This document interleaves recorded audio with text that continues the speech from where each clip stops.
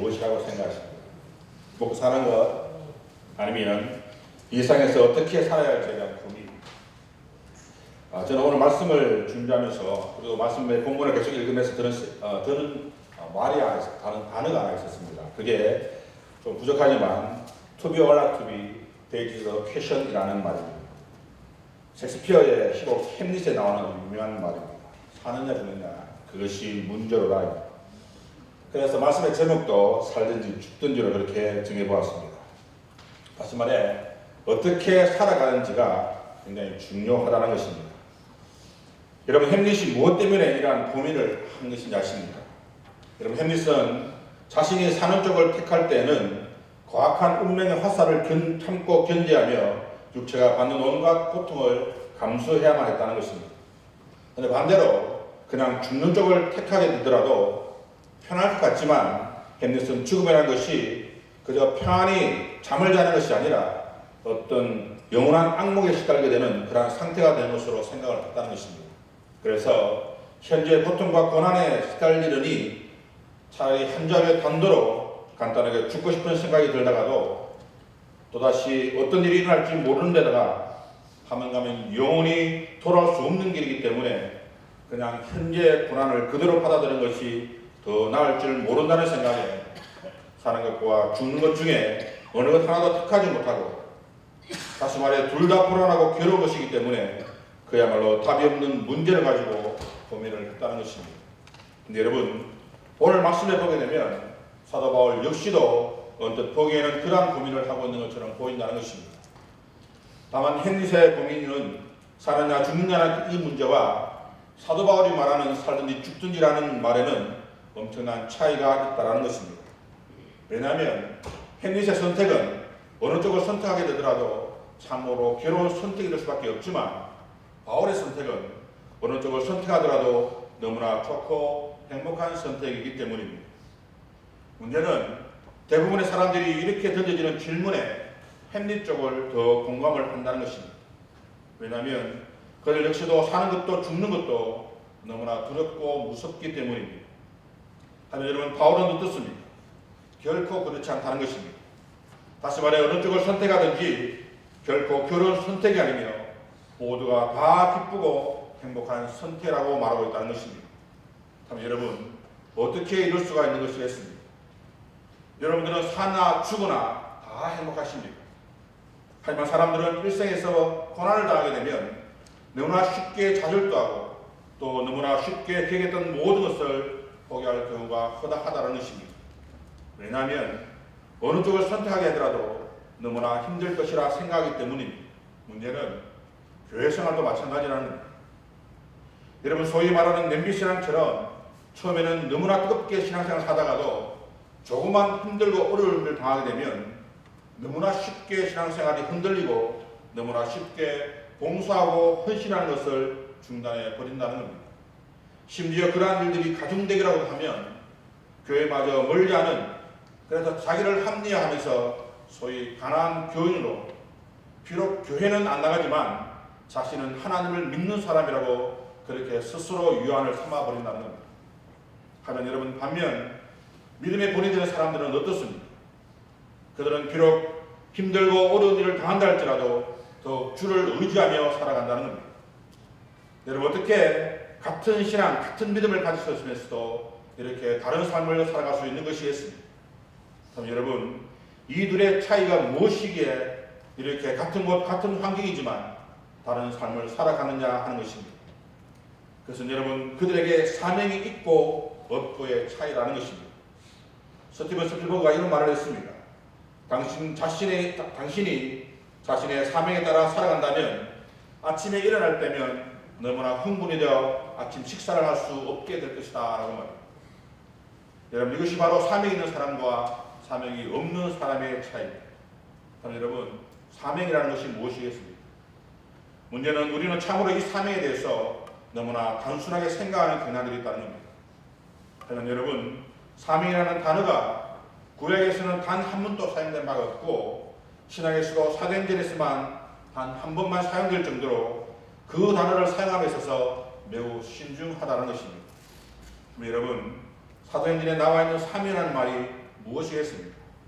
우리 본문을 한번 찾아볼 텐데 사도행전 20장 24절 말씀입니다.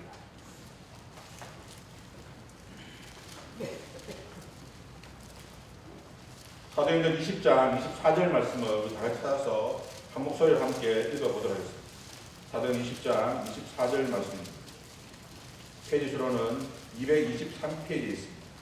사도행전 20장 24절 말씀을 우리 함께 읽어보도록 하겠습니다. 함께 읽겠습니다. 시작.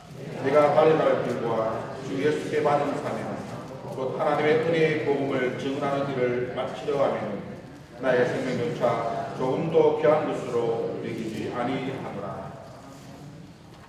여러분 어떻습니까? 사명은 곧 하나님의 은혜의 복음을 증언하는 일이라는 겁니다. 그런데 헬라어에서 이 사명을 디아코니아, 다시 말해 봉사와 직무와 섬김의 모든 것이 다 사명으로 그렇게 여겨진다는 것입니다. 문제는 이렇게 해석하다 보니까 교회에서 하는 봉사와 직무와 섬김의 모든 것이 다 사명처럼 여긴다는 겁니다. 하지만 여러분, 사명은 단순히 그런 뜻을 말하는 것이 아닙니다. 물론 그런 뜻이 잘못되었다는 소리는 아닙니다. 하지만 단순히 그렇게 불리기에는 성경의 이 사명에 대해서 너무나 진지하다는 것입니다. 여러분, 사명을 한자로 풀이하게 되면 하이금 사자와 명령 명자를 사용합니다. 다시 말해 사명이라는 것은 주인이 부르는 종에게 어떤 임무를 맡겨 수행하는 것을 지시하는 명령이라는 것입니다. 여러분, 이것을 성경적으로 풀이한다면 우리를 향하신 주님의 명령이 바로 사명이 되는 것입니다. 그래서 사도행전에서 바울은 단순히 사명을 봉사나 직무 등으로 번역하지 아니하고 복음을 통해 다른 사람을 섬기도록 하나님으로부터 부름받았음을 의미하는 뜻으로 사명이라는 발언을 사용하고 있다는 겁니다. 다르게 이야기하면 하나님의 명령이 전절하지 않는다면 사명이라는 단어를 함부로 사용할 수가 없다라는 사실입니다. 따라서 내 생각대로 내가 하고 싶은 것만 하고 있다면 그것은 어떤 면에서는 사명이라고 말할 수가 없는 것입니다. 그래서 그러한 의미에서 여기서 잠깐 일반적인 의미에서의 사명과 성경에서 말하는 사명의 다른 점을 한번 살펴보도록 하겠습니다. 여러분, 우리는 흔히 일반적으로 의미에서 사명은 크게 두 가지로 나눌 수가 있습니다. 하나는 주인이 종에게 어떤 일을 하라고 명령할 때 주어지는 것으로 이는 주인이 종을 상대로 임무를 부여하기 위한 명령입니다. 그리고 또 다른 하나는 어떤 이가 자기 스스로 어떤 일을 반드시 감당함을 타진할 때 하는 것으로 이는 아무도 명령한 바가 없는데 자기 스스로 판단해서 책임을 가지고 반드시 그것을 시행할 것을 각오하며 맹세하면서 자신 스스로에게 하는 명령이라는 겁니다. 다르게 이야기하면 전자는 주정관계에서 흔히 볼 수 있는 일이고 후자의 경우에는 개인적인 목적이나 가치관에 의한 것으로 결코 흔히 볼 수 없는 일입니다. 하지만 여러분, 이 둘 모두의 주체는 하나님이 아닌 인간의 그 중심이 있다는 것입니다. 하지만 성도는 결코 인간 중심의 사명을 가져서는 안 된다는 겁니다. 하지만 문제는 교회 안에서조차 이러한 생각을 가지고 있기 때문에 교회에서 보여드리는 직분을 사명이 아닌 직위로 여겨서 세상과 마찬가지로 마치 높은 위치에 있는 것처럼 마치 특별한 어떤 권세가 부여된 것처럼 착각해서 무엇은 해도 되고 어떤 일은 하지 말아야 합니다. 그래서 내가 하고 싶은 것은 하고 내가 하고 싶지 않은 것은 하지 아니하는 그러한 경우들이 있다는 사실입니다. 하지만 여러분, 성경적 의미에서의 사명은 결코 그렇지 않다는 것입니다. 여러분, 하나님께서는 창세전에 어떤 뜻을 정하셔서 그것을 특별히 택하심을 받은 성도들에게 은사를 주어서 그것을 시행하도록 명령을 하셨습니다. 다시 말해서 절대적인 주체가 바로 하나님이시라는 겁니다. 그래서 사명을 행하는 자들은 자신의 뜻에 따라서 그것은 할 수 있고 저것은 할 수 없는 일이라 생각지 않는다는 겁니다. 왜냐하면 그들의 근본 목적은 오직 하나님을 경외하는 데 있기 때문입니다. 따라서 내가 판단하는 것이 아니라 전적으로 주님의 뜻에 모든 것을 맡긴다는 것입니다. 그래서 하나님께서 부여하신 사명에는 두 가지 속성이 있습니다. 하나는 절대적인 속성이 있고 또 다른 하나는 불변적 속성이 있습니다. 여러분, 절대적인 속성이 무엇이며 불변적인 속성이 또한 무엇이겠습니까? 그것은 말 그대로 절대적이며 변함없으신 하나님의 능력이기 때문에 우리가 할 수 있다 없다를 판단할 수 없다라는 겁니다. 그러면 여러분, 우리가 반드시 기억할 것은 우리 모두는 다 사명을 보호받은 사람들이라는 사실입니다. 하지만 그 사명이 교회 안에서의 어떤 직분이나 직무에 있는 것이 아니라 온전히 주님의 뜻을 이룰 때만이 그 사명이 이루어진다라는 사실입니다. 또한 사명을 이루는 사람은 누구 때문이라고 그렇게 핑계치 않는다는 것입니다. 왜냐하면 주님의 은사는 각 사람에게 동일하게 주어지는 것이 아니라 그 사람의 능력에 따라서 각색으로 주어졌기 때문입니다. 그러므로 내가 그 자리에 서 있기만 하면 된다는 것입니다. 그런데 우리는 자꾸 남 탓을 합니다. 누구 때문이라고, 누구 때문에 잘 이루어지지 않고 있다는 말입니다. 여러분, 우리가 너무나 잘 아는 찬양 중에 사명이라는 찬양이 있습니다. 이렇게 시작되어집니다.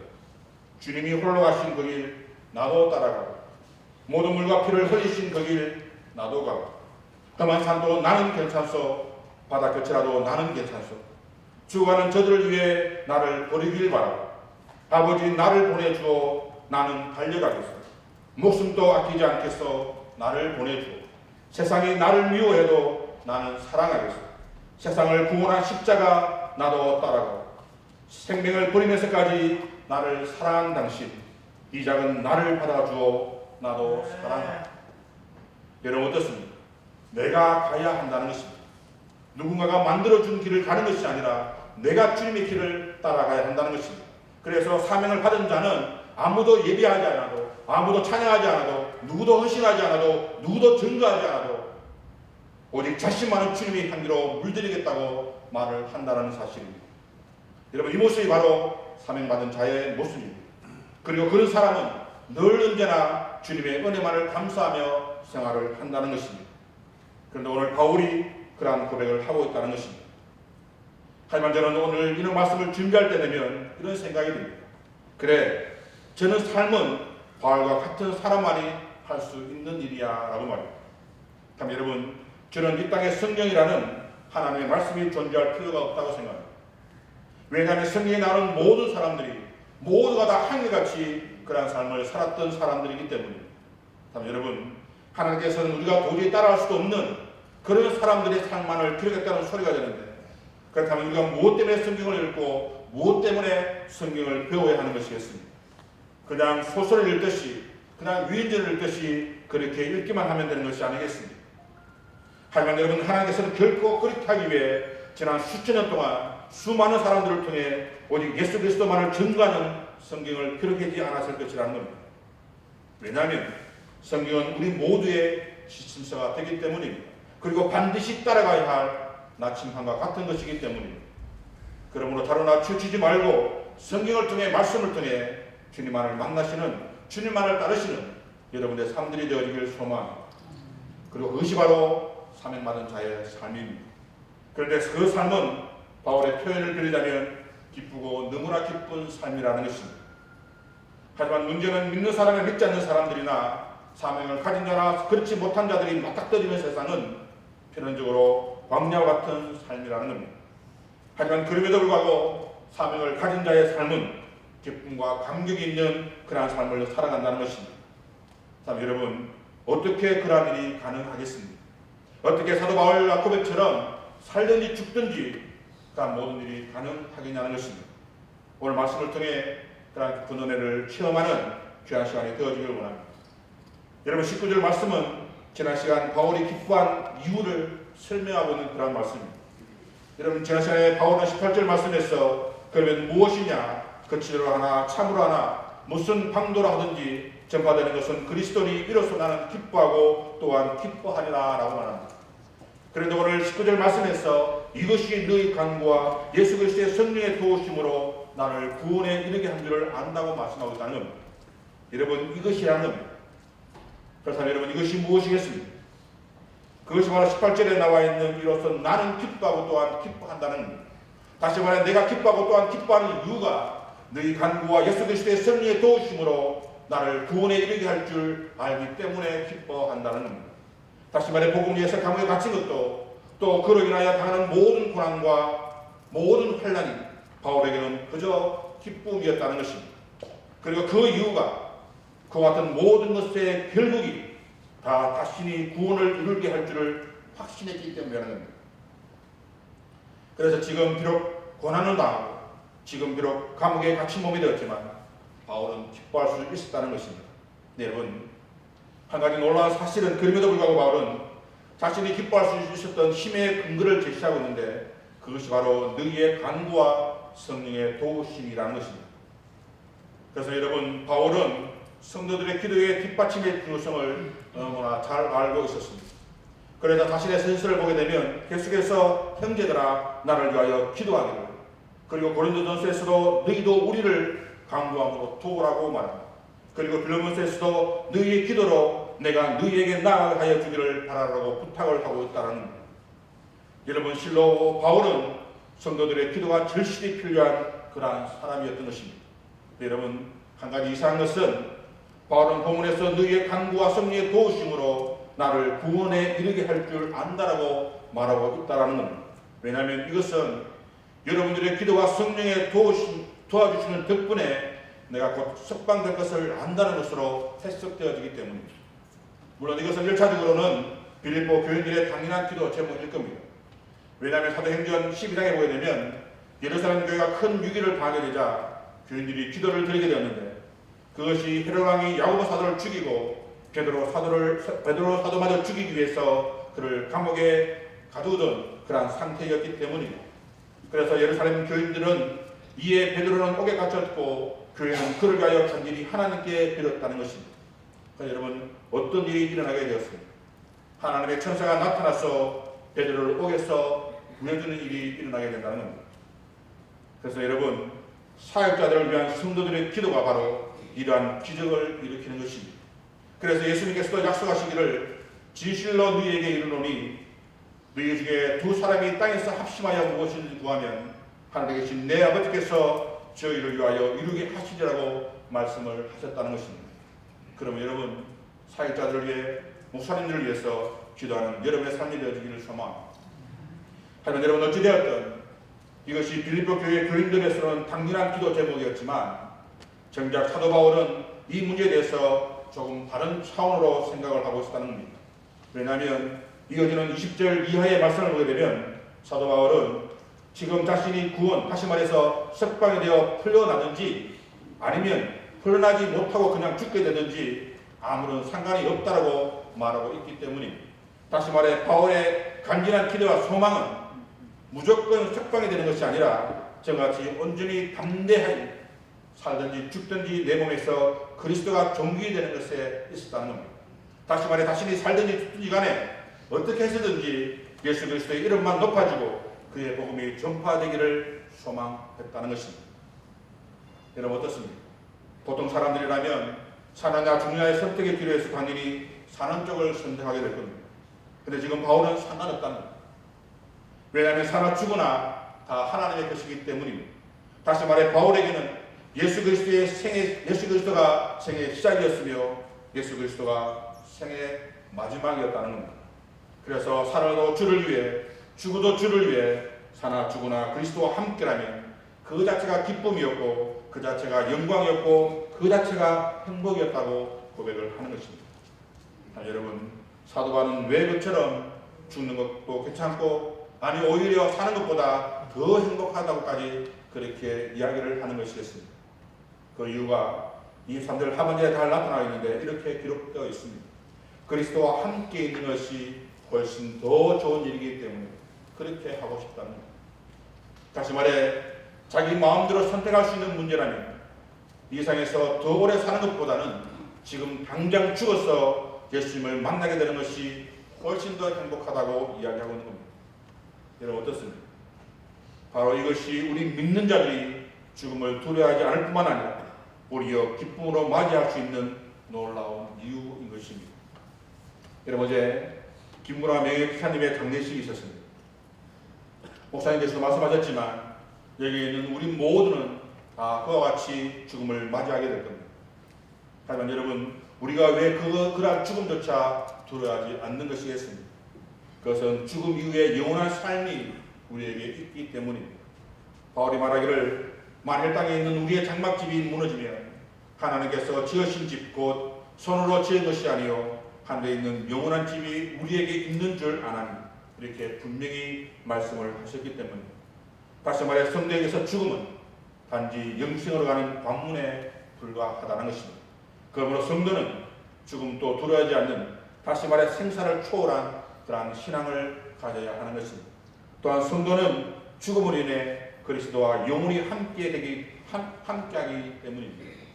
여러분, 주님께 십자가 달리셨을 때 회개하는 강도에게 뭐라고 말씀하셨습니까? 오늘 내가 나와 함께 낙원에 있을 것이라고 분명히 약속해 주셨다는 것입니다. 그러니 우리가 죽음을 두려워할 것이 무엇이겠습니까? 그리고 성도의 죽음은 죽음과 동시에 세상의 모든 수고를 마치고 영원히 안식을 얻게 되기 때문이라는 것. 계시록 14장 13절에 보게 되면 또 내가 들으니 하늘에서 음성이 나서 이르되 기록하라. 지금 이후로 주 안에서 죽는 자들은 복이 있도다 하시며 성령께서 이르시되 그러하다 그들이 수고를 거치고 쉬리니 이는 그들의 행한 일이 따름이라 하시더라. 이는 어떻습니까? 죽음은 고달픈 이생의 수고를 거치고 영원한 힘을 얻게 되는 겁니다. 그럼 우리는 설령 죽음이 우리를 유혹해도 죽음조차 우리에게 유익이 된다는 믿음으로 생사를 초월한 그러한 믿음을 가져야 하는 것입니다. 그리고 끝으로 성도의 죽음은 죽음 이후 주님께서 예배 놓으신 상급을 받게 되게 될 것이기 때문입니다. 여러분, 바울은 디모데후서 4장에서 이렇게 고백한 바가 있습니다. 내가 선한 싸움을 다 싸우고 나의 달려갈 길을 마치고 믿음을 지켰으니 이제 후로는 나를 위하여 의의 밀주관이 예비되었느니라 라고 말합니다. 그래서 여러분, 그럼 우리는 이 세상에서 살아도 주를 위해 기뻐하게 될 것이고 죽는다 할지라도 그리스도로 인해 큰 유익을 얻게 되기 때문에 바울에게 있는 기쁨이 우리의 기쁨이고 바울에게 있는 즐거움이 우리의 즐거움이 되는 것입니다. 그러므로 그 어떠한 상황 가운데서도 구원에 대한 확신을 가짐으로 아무 일이든지 부끄럽지 않는 죽음의 유혹 앞에서도 온전히 담대한 믿음의 성도로 살아가는 여러분의 삶이 되어지길 간절히 소망합니다. 그리고 또 바울은 이 4절에서 26절까지의 말씀을 통해 내가 육신으로 있는 것이 너희를 위하여 더 유익하다고 말씀하고 있다는 것입니다. 여러분, 이것이 어떻게 보면 지금까지의 바울의 말과 전혀 다른 말처럼 보인다는 겁니다. 왜냐하면 아까도 말씀드렸지만 앞에서는 분명 죽어도 괜찮다라고 말을 하더니 이제 와서는 살아있는 것이 더 유익하다라고 말을 하고 있기 때문입니다. 그럼 여러분, 과연 이 말씀이 그러한 뜻으로 한 말이겠습니까? 근데 그것이 결코 그렇지 않다는 것입니다. 왜냐하면 24절 말씀을 다시 해보게 되면 바울은 분명 내가 육신으로 있는 것이 너희에게 더 유익하기 때문이라고 말을 하고 있기 때문입니다. 다시 말해 자신이 살아서 추록하는 것과 지금 죽어서 순교하는 것 사이에 과연 어느 쪽이 더 빌립보 교회 교인들을 위한 것일까를 생각해 본다면 아직은 죽지 않고 살아있는 것이 더 낫겠다고 생각을 했다는 것입니다. 여러분, 빌립보 교회는 제가 처음 빌립보서를 시작할 때도 말씀을 드렸지만 바울과 너무나 특별하고도 각별한 친분이 있는 그러한 교회였습니다. 왜냐하면 바울은 전도여행을 통해서 수많은 교회를 세웠지만 특별히 빌립보 교회는 하나님의 부르심으로 마게도냐를 갔고 그리고 사장사 루데를 통해서 교회가 세워졌음에도 불구하고 그들의 방해로 아주 잠시 머물 수밖에 없었던 그러한 교회였다는 겁니다. 그런데 그럼에도 불구하고 빌립보 교회는 지속적으로 바울의 사역을 돕고 기도하고 헌금을 보내주는 등 가장 열심히 바울의 동력자가 되어주었던 그러한 교회였습니다. 그래서 사도 바울은 자기가 감옥에서 풀려나게 된다면 다른 무엇보다도 먼저 빌립보 교회와 그 성도들에게 어떤 유익을 끼칠까라고 그렇게 생각을 했던 것입니다. 여러분, 바울이 빌립보 교회 성도들에게 주고자 하는 그러한 유익이라는 것이 무엇이겠습니까? 그것이 바로 믿음의 진보와 기쁨이었다는 것입니다. 여러분, 바울은 살아서 천국의 환상을 경험한 그러한 사람이었습니다. 그러면 그가 얼마나 그 천국을 사모하는 마음이 간절하겠습니까? 그런데 그럼에도 불구하고 지금은 결국 자신이 살게 될 것이라고 말씀하고 있다는 겁니다. 왜 그렇습니까? 천국에 대한 확신이 없어졌겠습니까? 아니면 죽음이 두려워진 것이겠습니까? 결코 그 모든 것이 아니라는 겁니다. 아직 말씀이 근거히 뿌려내지 못한 교회와 성도들을 위해 그것이 더 유익하다고 생각했기 때문이라고 그렇게 이야기하고 있는 것입니다. 다시 말해 바울은 개인적으로 죽어 그리스도와 함께 있는 것을 더 원하지만 교회와 성도들의 유익을 먼저 생각을 했던 것입니다. 그래서 여러분, 성도들의 삶이 바로 이런 삶이어야 합니다. 살아도 주를 위해 사는 것이고 죽음조차도 주님을 위해 죽는 존재이지만 그 둘 중에 우리가 살아있어야 할 딱 한 가지 이유는 바로 주님의 몸된 교회의 유익을 위해, 교인들과 이웃의 유익을 위해 살아가야 한다는 겁니다. 디도서 3장 8절 말씀을 보게 되면 하나님을 믿는 자들로 하여금 조심하여 선한 일을 힘쓰게 하려 합니다. 이것은 아름다우며 사람들에게 유익하니라 라고 말합니다. 그리고 고린도서에서도 바울은 각 사람에게 성령의 나타나심을 주심은 유익하게 하려 합니다고 분명하게 말씀하고 있다는 것입니다. 그래서 여러분, 세상 사람들의 삶의 목적은 자신의 유익을 위해서 살아갑니다. 하지만 성도들의 삶의 목적은 교회와 성도들을 위해 그리고 이웃의 유익을 위해서 살아가야 하는 것입니다. 사랑하는 여러분, 처음으로 다시 돌아가서 똑같은 질문을 다시 한번 던져보기를 원합니다. 왜 이 땅을 살아가십니까? 여러분들의 삶의 목적은 무엇입니까? 바울은 분명히 말합니다. 우리가 살아도 주를 위해 살고 죽어도 주를 위해 죽나니 그러므로 사나 죽으나 우리는 주님의 것이다 라고 말합니다. 여러분들의 삶이 세상 사람들과 똑같은 그러한 삶을 살아간다면, 아니 그렇게 살아보자 원한다면 여러분들은 헨리스의 고백처럼 어느 것 하나 선택할 수도 없는 진퇴양난에 빠지게 될 겁니다. 하지만 내 생명이 주님의 것이라고 믿는다면 살아도 보람이 있을 것이고 죽어도 더 기뻐하게 될 것이라는 겁니다. 왜냐하면 우리 믿음의 사람들은 살았냐 죽냐의 문제가 진퇴양난의 딜레마가 아니라 어느 쪽으로 가든지 주님과 함께하는 그러한 길이기 때문에 양쪽 모두 다 기쁘고 복되고 행복한 길이기 때문입니다. 그러면 여러분, 살든지 죽든지 내 몸에서 그리스도의 존귀 여기는 그러한 은혜가 경험되어지는 여러분의 삶들이 다 되어지길 간절히 소망합니다. 기도하시겠습니다.